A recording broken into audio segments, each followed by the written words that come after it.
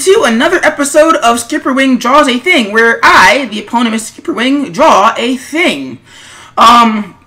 If you'd like a version of this video without the audio commentary, you can check out the links in the description below, or in the cards, or in the annotations when they appear on screen at the end of this video, even though they never do, because I keep forgetting to put in annotations and or cards, and actually YouTube doesn't support card annotations anymore, so cards really, but that's not the point. It's a blurb, I have to say it anyway, and so yeah, here we go.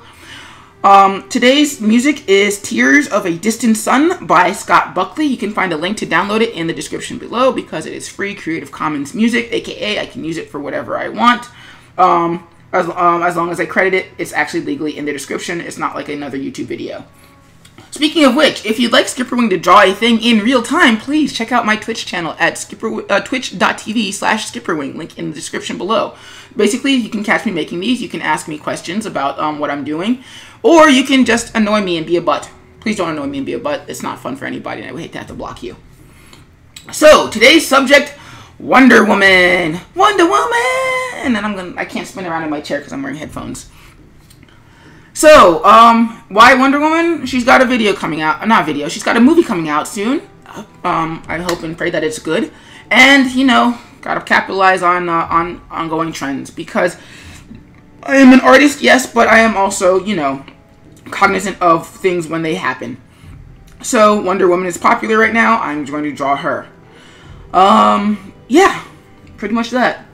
So, as for the subject matter, so you're thinking to yourself, okay, but SkipperWing, that's not her costume. What the heck are you doing?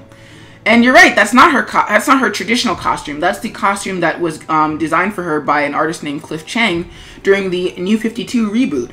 Specifically, she wears it under for an incursion into the underworld. But Cliff Chiang and Brian Azzarello, when they conceptualized the series, they originally wanted her to wear this. DC editorial poo-pooed that idea. So they went with a version of her outfit that had pants. The fans poo-pooed that idea, so she went in with her pretty much traditional outfit, which I do not like.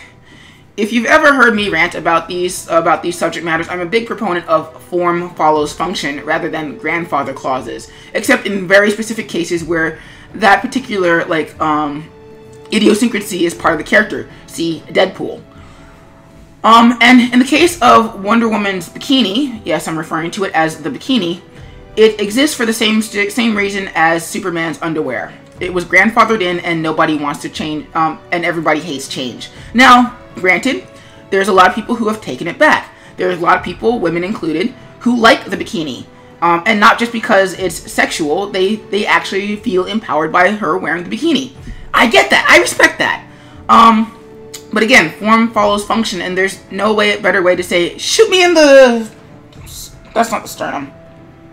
But shoot me in the clavicles, then guess what? The top half down is completely... or the top from my boobs up is completely uncovered, and from my thighs down is completely uncovered. It does not work for me. Don't get me wrong, Gal Gadot makes it look awesome. And of course there's the risk gauntlet for blocking bullets and all that jazz, which visually is a lot more impressive than a guy just standing there letting bullets bounce off of him. But it's not functional. It leaves your skin exposed, and for somebody who goes into a lot of fighting, it's not practical. It just isn't, and that takes me out of the story when I read it. So yeah, I went with the armored version. You don't have you don't have to like it, but you know, it is what it is. So, as for the pose, man, I spent a lot of time trying to defend a creative decision. As for the pose, it's an homage to Superman's first appearance, Action Comics #1, where he is slamming a car against a rock for no particular reason, because he is Superman, even if he's not as strong as he would be in later appearances. And everybody likes to homage that, so I decided to do it myself too. And I changed the angle because the original angle is a little too flat for me. I like that sort of 3/4 look of, oh snap, she's gonna drop a car on my face! So yeah, turned it around. Of course, I went with a car rather than a tank because the tanks are kind of big! Who knew? And when the tank is that big, then it shrinks Wonder Woman's proportions down. So you either can't really see her, or you can't really see the tank. Now, granted, better artists than I have I have been able to actually do that properly. But I was lazy. I didn't want to draw the underside of the tank, and I didn't want to have to research the underside of the tank, and I didn't want to have to draw all the details that come along with the underside of the tank, so I switched it to a Jeep. And then also proceeded to not draw the underside of the Jeep very well, because shadows are fun like that. So I went with a truck instead, so sue me. In hindsight, I could have probably gone with a tank, but, you know, it is what it is. In terms of process, this is probably one of the first times where I went through a series of thumbnails rather than just jumping right in.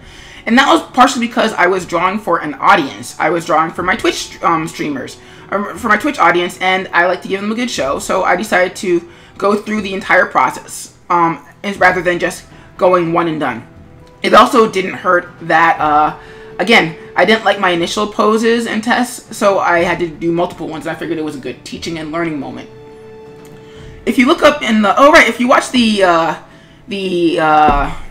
silent version of this, you look up in the right-hand corner, you won't be able to see it in this version because my face will be in the way. But you'll see that my perspective changes, and that's because I am working off of a Cintiq Companion 2, and so sometimes that allows me to draw in the metro on my commute to work. Yay! Yeah, that's that, and it's kind of weird looking, but it gives you a pretty good idea of what I do on my way to work. In terms of colors, oh man, this was a very interesting one to do, because I wanted the colors to be a little bit more muted than my usual standard fare. See my Mario Kart and Guardians of the Galaxy videos. But I didn't want it to be so muted that it was basically different shades of blue, because if it was going to be different shades of blue, I might as well have just kept the grayscale. So for that, I basically went with my flats, as per usual, and I tinged, and with when I went to my gradients, I tinged everything with a shade of blue when possible, or made my highlights a little bit more muted. And I think that that's actually the true test of this new coloring style thing that I'm trying out, because it's one thing when everything is supposed to be bright and shiny, that everything is bright and shiny, but when things are supposed to be a little bit more muted, well, do the colors still work? I personally think they do, but I'm also the artist. I'm a little bit biased. What do you guys think? Please, let me know in the comments.